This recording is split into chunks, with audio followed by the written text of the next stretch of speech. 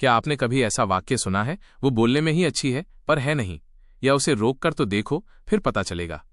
क्या आप जानना चाहते हैं कि इन जरा हटके और मजेदार हिंदी वाक्यों का अंग्रेजी में इंप्रेसिव और नेचुरल अनुवाद क्या होगा? अगर नहीं तो ये वीडियो आपके लिए ही है। Hi learners, welcome back to your own channel English and study. आज के इस वीडियो में हम सीखेंगे ऐसे ही 5 इंटरेस्टिंग और दिमाग को घुमा देने वाले हिंदी वाक्यों के फ्लुएंट एंड नेचुरल इंग्लिश में। जैसे, क्या उसकी हालत दिख रही है कपड़े धोने की? ऐसा होता तो वो मुझे जरूर बताता। सोने से तो अच्छा था, वो सोता ही नहीं। और हर वाक्य के साथ मिलेगा आपको उसका यूजेज और मीनिंग भी बिल्कुल आसान और मजेदार तरीके से। वीडियो को अंत तक जरूर देखिएगा। तो बिना देरी के वीडियो शुरू करते हैं। वो बोलने में ही अच्छी है पर है नहीं, वो दिखने में ही अच्छा था पर था नहीं। ऐसे वाक्यों में ही के लिए ओनली का यूज होता है।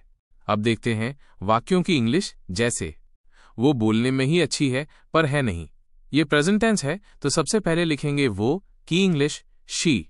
इसके बाद लिखेंगे ही के लिए ओनली। अब लिखेंगे बोलने की इंग्लिश साउंड्स। अब लिखेंगे अच्छा के लिए नाइस। अब लिखेंगे पर की इंग्लिश बट। अब लिखेंगे है नहीं, जिसका मतलब है वो अच्छी है नहीं, की English she really is not. तो पूरे वाक्य की इंग्लिश होगी she only sounds nice but she really is not. ऐसे भी बना सकते हैं she just speaks nicely but she isn't actually nice. वो दिखने में ही अच्छा था पर था नहीं। ये पास्ट सेंटेंस है, तो सबसे पहले लिखेंगे वो की इंग्लिश ही। अब ही के लिए ओनली लिखेंगे, इसकी इंग्लिश होगी दिखने की इंग्लिश लुक्ड। अब लिखेंगे अच्छा की इंग्लिश गुड। अब लिखेंगे पर की इंग्लिश बट। अब लिखेंगे था नहीं की English he really was not. तो पूरे वाक्य की इंग्लिश होगी he only looked good but he really wasn't. ऐसे भी बना सकते हैं he just appeared to be good but he actually wasn't. एक और वाक्य को इंग्लिश में बनाएंगे। जैसे, पूनम दिखने में ही सीधी है पर बहुत चालाक है। तो इसकी इंग्लिश होगी Poonam only looks simple but she is actually very clever. ऐसे भी बना सकते हैं Poonam appears innocent but she is really very smart. अब देखते हैं नेक्स्ट। उसे रोक कर तो देखो फिर पता चलेगा। इसे खाकर तो देखो फिर पता चलेगा। ऐसे वाक्यों में तो देखो वाक्यांश की इंग्लिश जस्ट ट्राई होती है। अब जैसे रोक कर देखो तो जस्ट ट्राई स्टॉपिंग, खाकर देखो तो जस्ट ट्राई ईटिंग होती है, और फिर के लिए देन यूज होता है। अब देखते हैं वाक्यों की इंग्लिश। जैसे, उसे रोक कर तो देखो फिर पता चलेगा। तो सबसे पहले लिखेंगे तो देखो इंग्लिश जस्ट ट्राई। इसके बाद लिखेंगे रोक कर की इंग्लिश स्टॉपिंग। अब लिखेंगे उसे की इंग्लिश हिम। इसके बाद लिखेंगे फिर की इंग्लिश देन। अब लिखेंगे पता चलेगा इंग्लिश यू विल नो। तो पूरे वाक्य की इंग्लिश होगी just try stopping him then you'll know. ऐसे भी बना सकते हैं try to stop him and you'll find out. इसे खाकर तो देखो फिर पता चलेगा। तो सबसे पहले लिखेंगे तो देखो की इंग्लिश जस्ट ट्राई। इसके बाद लिखेंगे ये खाकर की इंग्लिश ईटिंग दिस। अब लिखेंगे फिर की इंग्लिश देन। अब लिखेंगे पता चलेगा की इंग्लिश यू विल नो।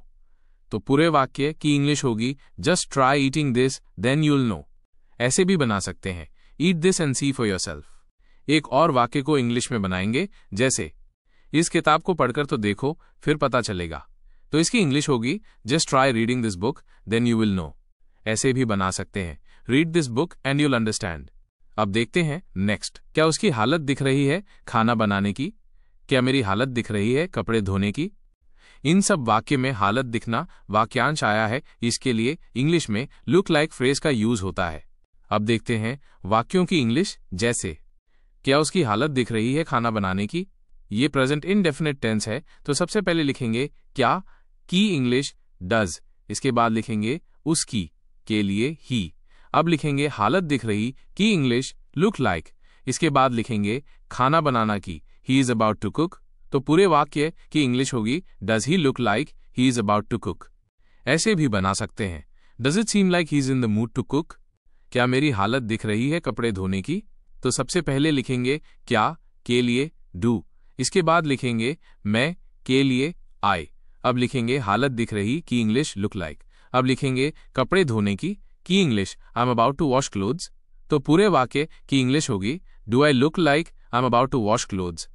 ऐसे भी बना सकते हैं do I look like I am in the mood to wash clothes. एक और वाक्य को इंग्लिश में बनाएंगे। जैसे, क्या पूनम की हालत दिख रही थी पढ़ाई करने की? तो इसकी इंग्लिश होगी did Poonam look like she was about to study. ऐसे भी बना सकते हैं did it seem like Poonam was in the mood to study. अब देखते हैं नेक्स्ट। ऐसा होता तो मैं यहां नहीं आता, ऐसा होता तो वो खाना नहीं बनाता।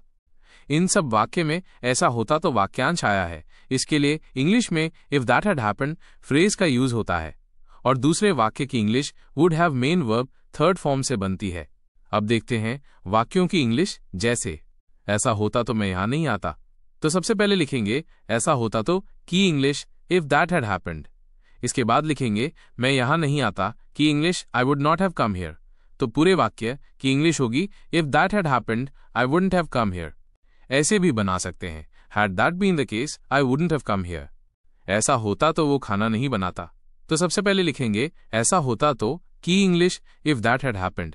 इसके बाद लिखेंगे वो खाना नहीं बनाता की English he wouldn't have cooked the food. तो पूरे वाक्य की इंग्लिश होगी if that had happened he wouldn't have cooked the food. ऐसे भी बना सकते हैं had that been the case he wouldn't have made the food. एक और वाक्य को इंग्लिश में बनाएंगे। जैसे ऐसा होता तो वो मुझे जरूर बताता, तो इसकी इंग्लिश होगी if that had happened he would definitely have told me. ऐसे भी बना सकते हैं had that been the case he would surely have informed me. अब देखते हैं नेक्स्ट। नाचने से तो अच्छा था कि मैं नाचता ही नहीं, पढ़ने से तो अच्छा था कि वो पढ़ता ही नहीं। इन सब वाक्य में से तो अच्छा था वाक्यांश आया है, इसके लिए इंग्लिश में it would have been better if phrase का यूज होता है। दूसरा वाक्य पास्ट परफेक्ट टेंस में बनाएंगे।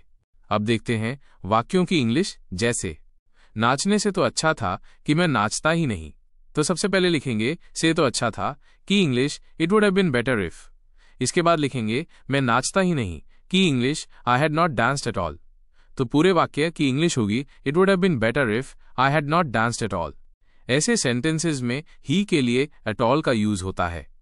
पढ़ने से तो अच्छा था कि वो पढ़ता ही नहीं, तो सबसे पहले लिखेंगे से तो अच्छा था की English it would have been better if. इसके बाद लिखेंगे वो पढ़ता ही नहीं की English he hadn't studied at all.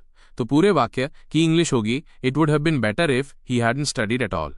एक और वाक्य को इंग्लिश में बनाएंगे। जैसे सोने से तो अच्छा था कि मोहन सोता ही नहीं, तो इसकी इंग्लिश होगी it would have been better if Mohan hadn't slept at all. इस प्रकार हम और भी कई ऐसे वाक्यों को इंग्लिश में बना सकते हैं। खाना खाने से तो अच्छा था कि मैं खाता ही नहीं। इसकी इंग्लिश कमेंट बॉक्स में बनाइए। फ्लुएंट इंग्लिश बोलना सीखो के वीडियो की लिंक इस वीडियो के डिस्क्रिप्शन बॉक्स में है।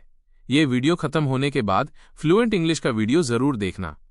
अब ये क्लास यहीं समाप्त होती है। यदि इस क्लास में आपको कोई कंफ्यूजन हो या मन में कोई क्वेश्चन हो तो कमेंट बॉक्स में कमेंट करिए।